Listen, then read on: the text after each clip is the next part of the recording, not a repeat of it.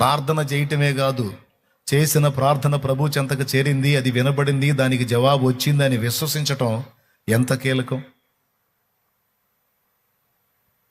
దేవుణ్ణి నమ్మినా మన విశ్వాసమే, దెయ్యాన్ని నమ్మినా మన విశ్వాసమే. రక్షణ పొందిన వాళ్ళు కూడా దెయ్యాలు సమీపించి శోధించే అవకాశం ఉందని మీకు తెలుసా? రక్షణ పొందిన వాళ్ళలోకి వాస్తవంగా పరిశుద్ధాత్ముడు ఉంటాడు, దయ్యాలు రావు. కానీ అలాంటి వాళ్ళను కూడా దయ్యాలు శోధించే ఛాన్స్ ఉందంటే నమ్మగలరా? నమ్మాలి. ఎందుకు తెలుసా? కొంతమందికి దేవుని కంటే, మారు మనసు పొంది బాప్తిస్మం పొంది కూడా దేవుని కంటే ఎక్కువగా దెయ్యాలను నమ్ముతారు. దెయ్యం కదలాలన్నా, దేవుడు కదలాలన్నా నీ విశ్వాసమే ఆధారం. మరి ఎంతమందికి అర్థమవుతుందో ఏమో నేను చెప్పేది. దేవుడు పనిచేయాలన్నా, దెయ్యం పనిచేయాలన్నా నీ విశ్వాసమే ఆధారం. నువ్వు దేవుణ్ణి బలంగా నమ్మావనుకో, ఎన్ని దయ్యాలు ఏకమై వచ్చి కూడా నిన్ను గదిలించలేవు. ఎందుకంటే వాటి శక్తిని నువ్వు నమ్మట్లేదు, అవి బలవంతమైనవని నువ్వు నమ్మట్లేదు. మీరెంత అంటున్నావు, నువ్వు వాటిని బలీయమైనవిగా నమ్మట్లా. అందుకే అవి ఎంత బలవంతమైనవైనా సరే ఆడబొబ్బుంటాయి. ఎందుకు? నీ దగ్గర వాటి బలాన్ని గురించి గొప్ప విశ్వాసం ఉంటే, గొప్ప ఆలోచన ఉంటే, దాన్ని ఆధారం చేసుకొని వచ్చి నీ మీదకి ఎక్కుతాయి, నిన్ను శోధిస్తాయి. కానీ నీకు ఆ విశ్వాసం లేదు వాటి మీద. నీకు దేవుని బలం మీద గొప్ప విశ్వాసం ఉంది, దేవుని శక్తి మీద, దేవుని అధికారం మీద నీకు ఎక్కువ విశ్వాసం ఉంది. కాబట్టి దయ్యాలను లెక్క చేయవు, నువ్వు సమస్యలను లెక్క చేయవు, ఇబ్బందులను లెక్క చేయవు. ఎందుకో తెలుసా? నువ్వు అవి గొప్పవి అనుకోవటల్లా, అవి ఎంతవైనా సరే వాటన్నిటికంటే గొప్పవాడు నా దేవుడు. దయ్యాల కంటే గొప్పవాడు, సమస్యల కంటే గొప్పవాడు, రోగము కంటే గొప్పవాడు, మారని వ్యక్తుల కఠిన హృదయాల కంటే గొప్పవాడు. లాగా ఒక తన్నుదంతే ఈడు మారేది, నీడు బాబు కూడా మారతాడు. అది కదా విశ్వాసం. నువ్వు ఎన్ని ప్రార్థనలైనా చేయమమ్మే, నేను సచ్చినా మారనమమ్మే అన్నాడు అనుకో, లేదా అందనుకో, ఒక్కటే డైలాగ్, నా దేవుడి సంగతి నీకు తెలియదురా. నా దేవుడి సంగతి తెలియదు నీకు, నా దేవుని బలము తెలియదు.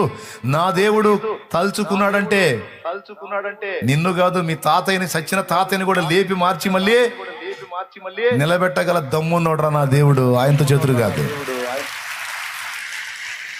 నువ్వు ఆయన బలాన్ని, ఆయన పనితనాన్ని, ఆయన శౌర్యాన్ని ఎంతగా నమ్ముతావో అంత కార్యాలు చూస్తావు అక్క. అది రహస్యం అక్క అదన్నా.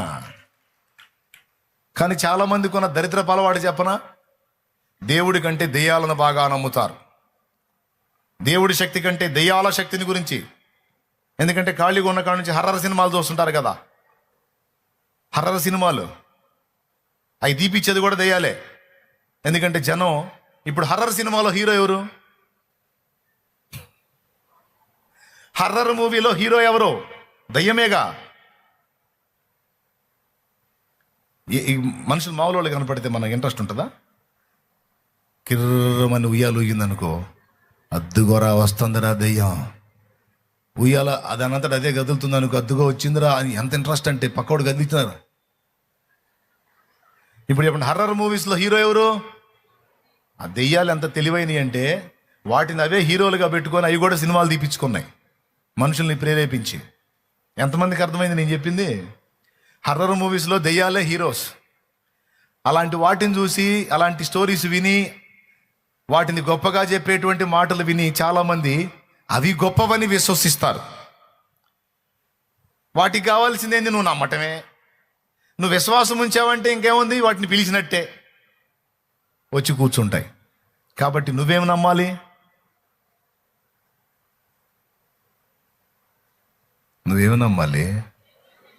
దెయ్యాలను నమ్మాలా, దేవుడిని నమ్మాలా? మరి పద్దాకలు నువ్వు దెయ్యం అంటే అదే పని చేసిద్ది.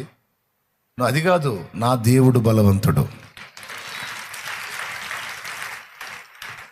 దేవుని ప్రజలందరినీ దారి మళ్ళించిన, యెజబేలును ఎదిరించిన ఏలియా అభిషేకం. దేవుని ప్రజలందరినీ దారి మళ్ళించిన, యెజబేలును ఎదిరించిన ఏలియా అభిషేకం ఐగుప్తు రాజును గడగడ వణికించి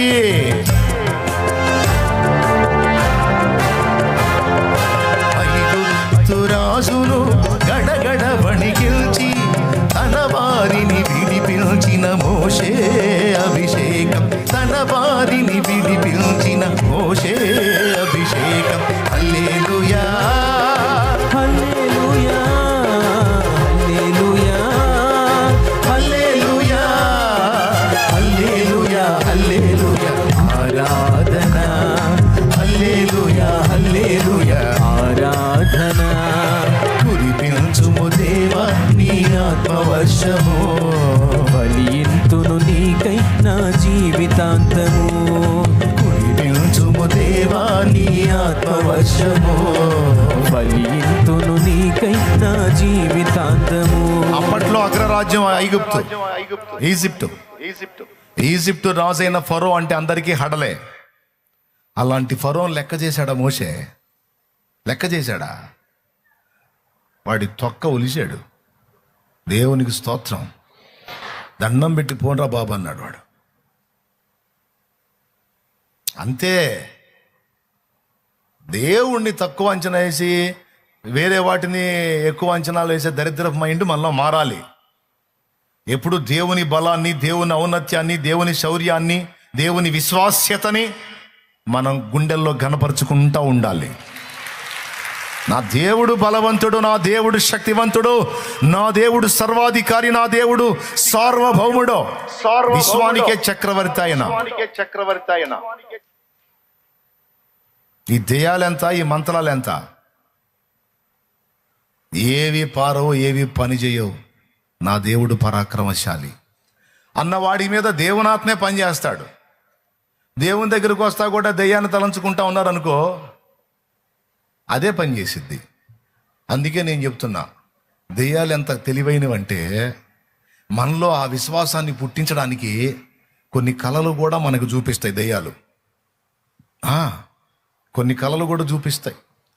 ఏదేదో నీకు జరుగుతున్నట్టు కొన్ని ప్రేరణలు కలిగిస్తాయి, కొన్ని భయాలు పుట్టిస్తాయి, కొన్ని దరిద్రపు ఆలోచనలు తెప్పిస్తాయి. ఎంతమంది ఇంట్రెస్ట్గా వింటున్నారు? బాగా వినండి.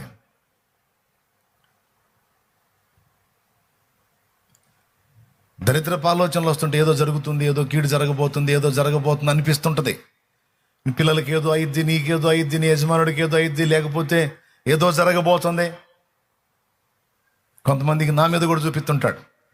నా మీద ప్రేమ ఉందనుకో, చాలేమన్నా బాగుండాలని. నా మీద ప్రేమ కలిగిన బిడ్డలు నా గురించి ఆలోచిస్తారు. చాలేమన్నకి ఏదో అవుతున్నట్టు కనపడుతుంది, నాకు ఏదో అవుతున్నట్టు. మీ దండం పెడితే అట్లాంటి ఆలోచనలు దేవాకండి. దేవునికి స్తోత్రం. ఇంతమంది కలిసి ఏదో ఒకటి అవుతుంది అనుకున్నారంటే అయిద్ది. అట్ట అనుకోవాకండి. ఏమీ కాదు, నా దేవుడు తోడుగా ఉంటాడు అనే విశ్వాస్యత నీ కుటుంబం విషయంలోనూ, నీ కలిగే ప్రేరణల విషయంలోనూ నువ్వు జాగ్రత్త పడాలి. అలాంటి దిక్కుమాలిన ప్రేరణలను సైతాన్ నీకు తీసుకొచ్చినప్పుడు ఏసునామములో సైతాన్ ఆలోచనలు నా దేవుడు నా చెయ్యి పట్టుకొని ఉన్నాడు, నా కుటుంబాన్ని నా దేవుడు పట్టుకొని ఉన్నాడు, ఏదైనా నా దేవుడు చూసుకుంటాడు. ఆమేన్. నాకు నా దేవుడు తోడుగా ఉన్నాడు, ఆయన సెలవు లేకుండా ఏదే. ఇలాంటి నిశ్చేత నీ దగ్గర ఉన్నప్పటికీ దయ్యంగాడి పప్పులు ఉడకవు. ఆడు కలలు చూపిస్తాడు. నీకేదో అవుతున్నట్టు, నీ పిల్లలకి ఏదో అవుతున్నట్టు, ఏదో జరగబోతున్నట్టు, ఏదో టెంట్లు వేసినట్టు, ఇంటి ముందు బాక్స్ పెట్టినట్టు రకరకాల కళ్ళు వస్తుంటాయి. లేకపోతే మీ వాళ్ళకి ఎవరికో కాలు చేయి ఇరిగినట్టు ఏ వస్తుంటాయి. వచ్చినప్పుడు నాకేందో ఇట్టొచ్చిందని నీవు దాన్నే విశ్వసించావనుకో, ఖచ్చితంగా జరిగిద్ది. ఎందుకంటే నీ విశ్వాసాన్ని ఆధారం చేసుకొని నిన్ను నాశనం చేయడానికి ట్రై చేస్తాడు వాడు. అందుకోసం నీకు ప్రేరణలు కలిగిస్తాడు, కొన్ని ఆలోచనలు పుట్టిస్తాడు, కొన్ని స్వప్న దర్శనాలు కూడా చూపిస్తాడు. వాటిని నమ్మొద్దు. అలా ఒకవేళ నీకు ఏదన్నా కీడు సంబంధమైన కళ వచ్చిందనుకో, ఏమంది ఇంట్రెస్ట్గా వింటున్నారా? ఎంతమంది చేతులు ఎత్తండి. అలాంటి కళ ఏదన్నా నీకు వచ్చిందనుకో, ఒక చెడ్డ దర్శనం నీకు వచ్చిందనుకో, ఎవరికో ఏదో జరగబోతున్నట్టు నీ ఇంటి వారికి వచ్చిందనుకో, నువ్వు వెంటనే ఏం చేయాలి తెలుసా? మోకాళ్ళు వేయాలి. మోకాళ్ళు వేసి ప్రార్థన చేయాలి. ప్రభువా, ఇది నాకు నువ్వు చూపిస్తున్నావా, శత్రువు చూపిస్తున్నాడా? దయచేసి వాడు నన్ను మోసగించుకుంటున్నట్లు ఇదిగో నా కనబడ్డ శోధన నీ ముందుకు తెస్తున్నా. యేసు నామములో అది తొలగిపోవును గాక, ఆ కీడు తొలగిపోవును గాక, అదేవి జరగకుండును గాక. సమస్తాన్ని శాసించే శాసనకర్తవు నువ్వు గనుక ఇది నీ చేతికి అప్పగించి దాని విషయమై నేను విడుదల పొందుతూ యేసు నామములో ప్రార్థిస్తున్నాను తండ్రి అనాలి. అని ఇక మళ్ళీ ఇంకొకరికి చెప్పకూడదు. దాన్ని ఇద్దరు ముగ్గురికి చెప్పావంటే ప్రార్థన చేసినా సరే అది నువ్వు దేవునికి ఇచ్చినట్టు కాదు, నీ జేబులోనే పెట్టుకున్నట్టు. దేవునికి ఇచ్చేసావనుకో ఇంకెవరికి చెప్పాల్సిన అవసరంలా. కొంతమంది దానికోసం ప్రార్థన చేసి కూడా నాకు ఇట్లొచ్చింది, నాకు అట్లొచ్చింది, నాకు ఇట్టొచ్చింది అని చెబుతూ ఉంటారు. అరే ప్రార్థన చేసి అప్పచెప్పావుగా ఇంకట్ట కాదు, వదిలేసే దాన్ని. వదలరు, దాన్ని పదే పదే చెప్తా ఉంటారు. అప్పుడేం జరుగుతుంది తెలుసా? నిజంగానే అయింది. నువ్వు దేవునికి అప్పచెప్పావా, వదిలేసాయి, ఇక దాన్ని ఎత్తబాకు. ఎంతమందికి అర్థమైంది? దేవునికి స్తోత్రం కలుగును గాక. మన విశ్వాసాన్ని వాడు ఆధారం చేసుకొని వాడు మనల్ని నాశనం చేయడానికి చాలా కుట్రలు చేస్తాడు. అందుకే వాడి దర్శనాల మీద కానీ వాడి ప్రేరణల మీద కానీ వాడు పుట్టించే ఆలోచనల మీద కానీ విశ్వాసం ఉంచొద్దు. సైతానా యేసునామములని గద్దించడం తరిమేయటమే. మరి దేని మీద విశ్వాసం ఉంచాలి? నన్ను బలపరచువాని యందే సమస్తము నే చేయగలను, నన్ను బలపరచువాని యందే సమస్తము నే చేయగలను. నేను నమ్మిన వారిని ఎరుగుదును, సిగ్గుపడనెన్నడు.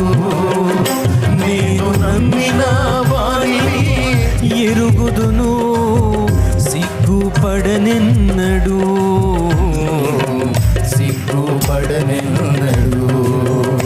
నన్ను బలపరచువాని యందే సమస్తము నే చేయగలను. ఆమేన్. హల్లెలూయా. అసాధ్యమైన వాటిని సుసాధ్యం చేసే దేవుడు మన దేవుడు బలవంతుడు, శక్తివంతుడు. ఎప్పుడైనా సరే మాట్లాడినా ఆయన్నే కనపరచాలి, సమస్యల్ని కాదు. సమస్యలు ఉంటాయి, ఉండవని నేను చెప్పట్లా, ఉంటాయి. ఇబ్బందులు, అప్పులు, సమస్యలు, ప్రాబ్లమ్స్, కలతలు, కష్టాలు ఉంటాయి. కానీ నువ్వేం మాట్లాడాలి తెలుసా? అందులో ఉండి కూడా వీటన్నిటికంటే గొప్పవాడు నా దేవుడు, వీటన్నిటినీ శాసించగలవాడు నా దేవుడు. ఆయన అనుమతి లేకుండా నాకు ఇవి రాలా, ఇవి వచ్చినాయి అంటే ఆయన అనుమతించాడు. అనుమతించిన వాడే నా ప్రార్థన ఆలకిస్తాడు, వాటిని తొలగిస్తాడు, నాకు జయమిస్తాడు. కొంతమంది సమస్యలతో నువ్వు బాధపడుతుంటే, సమస్యలతో నువ్వు ఉంటావు కదా, నువ్వు దేవుణ్ణి బట్టి ధైర్యం తెచ్చుకున్నట్టే పక్కన వాళ్ళు వచ్చి ఆడవటం ఎక్కువ చేస్తారు. ఎట్టబడతావునమ్మా, ఎట్ట భరిస్తున్నావునమ్మా, ఎట్ట తట్టుకుంటున్నావునమ్మా అంటుంటారు పక్కన చేరి. అప్పుడేం చేస్తావు? ఎమ్మటే నువ్వు కూడా ఏడప మొదలు పెడతావా? అప్పుడు నువ్వు అనాల్సింది తెలుసా? ఎట్ట పడుతున్నావు అన్నమ్మా, నువ్వు ఎట్ట ఫీల్ అవుతున్నావు, నేను బాగానే ఉన్నానమ్మా, ఎందుకంటే నాకు తోడై ఉన్నోడు నమ్మదగిన వాడమ్మా. ఇన్ని కాదమ్మా, ఇంకా ఇన్ని అయినా సరే వాటి నుంచి బయటికి తేగలడమ్మా, సచిన వాళ్ళని కూడా తిరిగి లేపగలడమ్మా, మళ్ళీ నాకు చూపగలడమ్మా. నాకు డౌట్ లేదమ్మా, నువ్వు ఫీల్ కావాకమ్మా, ముందు నువ్వు మారమ్మా, నువ్వు బాగుపడమ్మా. నా బాధలకి నాకు సమాధానకర్త ఉన్నాడమ్మా, నువ్వేనమ్మా దిక్కు లేకుండా ఉన్నావు అని రిటర్న్ కౌంటరే. ఆ మనిషి ఎందుకు ఓదారుద్దామని పోతే ఏంది నాతో అటు ఎటకారం చేసింది ఏందండి? వాళ్ళంతే, నీ ఓదార్పులు కూడా తీసుకోరాళ్ళ. ఎందుకు తీసుకుంటారు? అన్యులా అయింది. నువ్వు వెడితే ఎట్ట తట్టుకుంటావు వదినో అంటే ఏం చేసావు వదినా అంటే నీకేమన్నా అన్యులా? అన్యులా అక్కాయ్? విశ్వాసులు ఎట్ట తట్టుకుంటున్నారా బ్రదరో అంటే ఏం చేద్దాంరా బెదరు అని ఏడవటానికి అన్యుడా? క్రీస్తు యేసునందున్నవాడు విశ్వాసము గలవాడు, కృంగిపోడు, కుమిలిపోడు, భయపడడు, వెనకడుగు వేయడు. హల్లెలూయా, హల్లెలూయా. అదే చివరికి ఆనోళ్లే వచ్చి చెప్పాలా, నిజంగా నువ్వు అసలు అన్ని బాధల్లో ఉంటే ఎట్ట బయటపడతావు అనుకున్నాం కానీ భలే బయట వేసాడా దేవుడు నిన్ను అని ఆనోళ్లే అనాలా. చేస్తాడు. కాబట్టి విశ్వాసంతో నింపబడిన వారై ఉండండి, నిశ్చయత గలవారై ఉండండి. ప్రార్థన చేసేటప్పుడు కూడా పొందానని నమ్మండి. అవసరమైతే లేని వాటిని కూడా. ఒకసారి బాలు నాయక్ అనే బ్రదరు నా దగ్గరికి వచ్చాడు. పేరు బాలు నాయక్. క్రొత్తగా దేవుని పాదాల దగ్గరికి వస్తున్నాడు. ఇక్కడ ఉన్న ప్లేసుల్లో ఒక 2 సెంట్ల స్థలం అతంది. మీరు కూర్చున్న స్థలంలో 2 సెంట్ల స్థలం అతంది. అది అమ్మటానికి వచ్చాడు. ఆ రోజు దేవుని సువార్త చెప్పి పంపిస్తే పోయి మళ్ళీ వచ్చాడు ఆదివారం. దేవుని మాటలు, దేవుని ఆలోచనలు అతనికి కొంచెం అర్థమైనాయి. సంతోషపడ్డాడు, వచ్చాడు. ఈ జనంలో కూర్చొని ఉంటాడు. ఇప్పుడు నాకు తెలిసి వచ్చి ఉంటాడు. అయితే ఆ రోజు కన్నీళ్లతో నాకు ఒక విన్నపం చెప్పాడు. 2 సంవత్సరాలు అయింది మా తమ్ముడు వెళ్ళిపోయి. అటు చచ్చిపోయాడో బతికున్నాడో నాకు తెలియదు. ఇల్లన్న మా ఇంట్లో మా అమ్మ, నాన్న, నేను అందరం బాధపడుతున్నాం. 2 ఏళ్ళు అయింది వాడు వెళ్ళిపోయి. వాడి సమాచారం ఏది తెలియదు మాకు. వాడి గురించి రోజు దిగులు పడుతూనే ఉన్నాం. అంటే ఆయన ఆలోచన ఏంటంటే బతికుంటే వచ్చేవాడు, బతికి లేడు, చచ్చిపోయాడనే అనుకుంటున్నాం అన్న పరిస్థితికి వెళ్ళిపోయినాయి వాళ్ళ ఆలోచనలు. ఎందుకంటే 2 ఏళ్ళు అతను తెలియదు. అప్పుడు నేను ఒక మాట చెప్పా అతనికి, బ్రదర్, నువ్వు జీవం గల దేవుని దగ్గరకు వచ్చావు. నా దేవుడి శక్తి ఏంటో తెలుసా? ఆయన లేని వాటిని ఉన్నట్టు పిలుచువాడు. నిజంగా మీ వాడు చచ్చిపోయి మట్టికి మట్టి అయిపోయినా సరే ఆ మట్టిలో నుండి అతన్ని మళ్ళా సజీవంగా లేపి తిరిగి నీకు ఇప్పించగల దేవుడు ఆయన.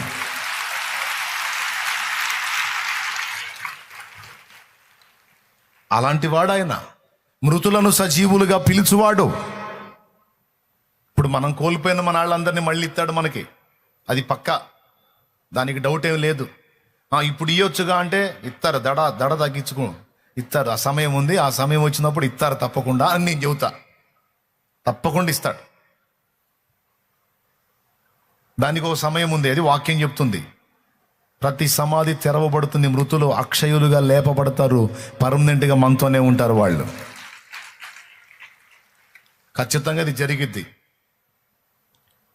నేను చెప్పా, మృతులను కూడా సజీవులుగా లేపువాడు నా దేవుడు. ప్రార్థన చేస్తాను, నా తండ్రికి ఇష్టమైతే అలాంటి కార్యం జరిగించి నీ తమ్ముడిని నీకు పంపిస్తాడు పో అన్న. నీకు తెలుసా, ఓన్లీ 2 వారాల వ్యవధిలోనే మళ్ళా వచ్చాడు. 2 వారాల వ్యవధిలో మళ్ళా వచ్చాడు. ఈసారి ఎలా వచ్చాడో తెలుసా? సింగిల్ గారాల వాళ్ళ తమ్ముడిని తీసుకొని వచ్చాడు. మరి ఎలా సాధ్యమైంది? దేవునికి స్తోత్రం కలుగును గాక. ఈ ఒకటి కాదు, ఇలాంటివి ఎన్నో చాలా కార్యాలు.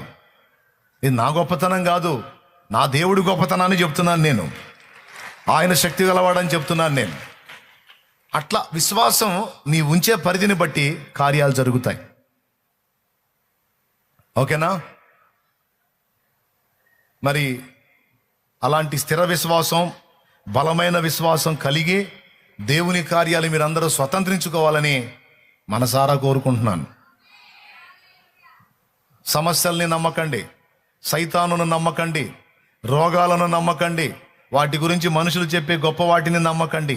వాటన్నిటికంటే గొప్పవాడు నీకు తోడై ఉన్నాడని మాత్రం నమ్మండి.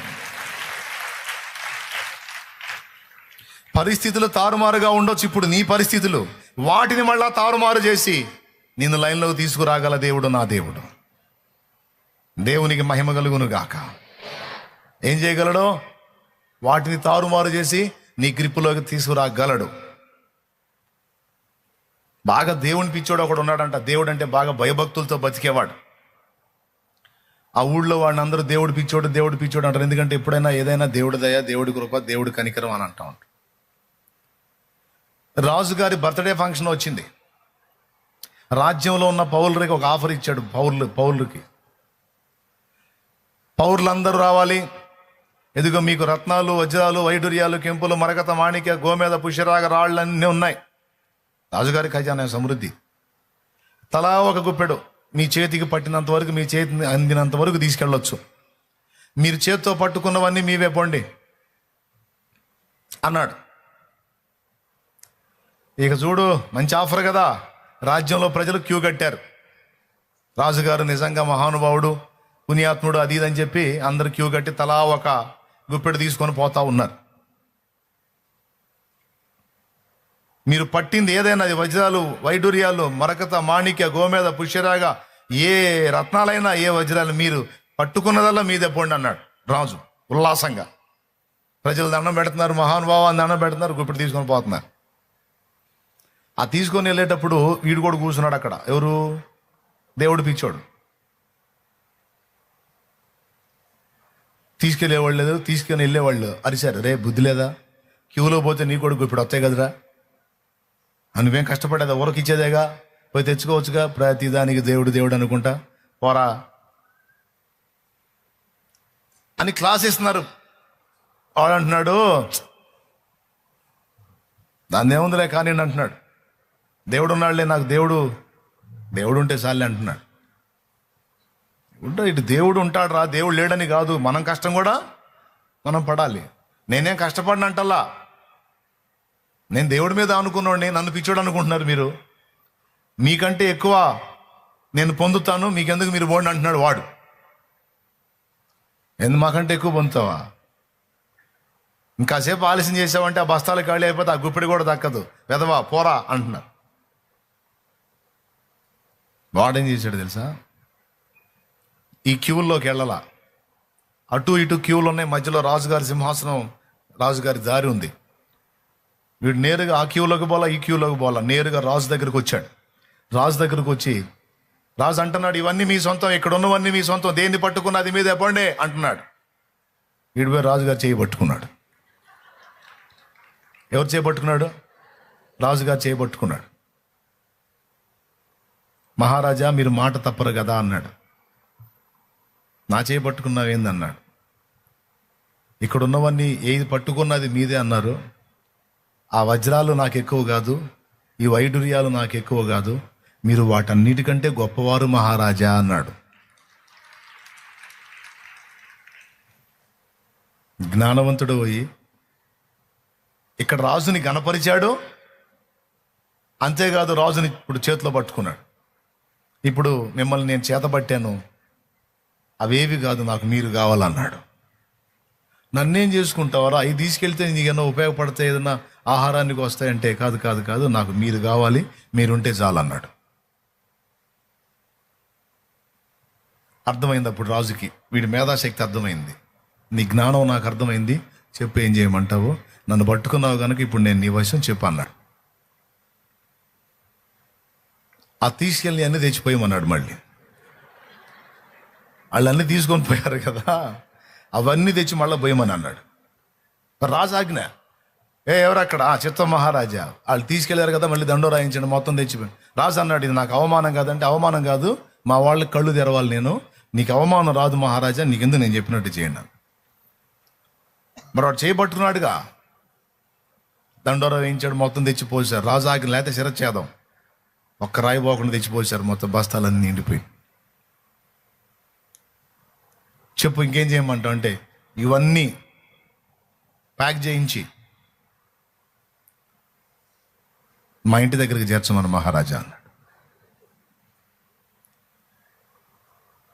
పుట్టినరోజు నాది కదా అంటే, రాజ్య ప్రజలకి కనువిప్పు కలిగించాలి మహారాజా, దయచేసి నా మాట వినండి అన్నాడు.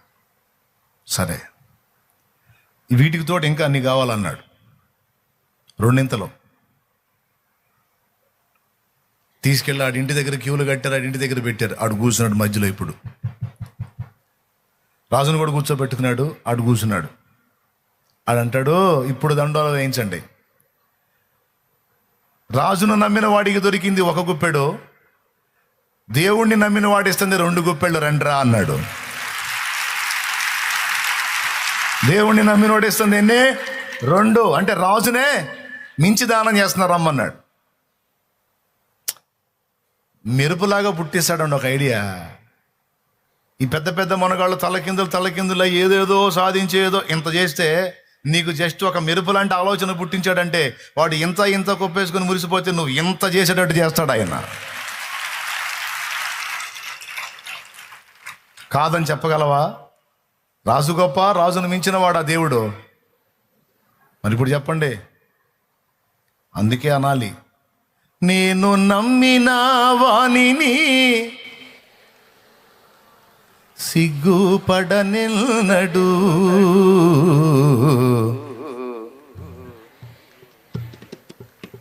దేవునికి మహిమ.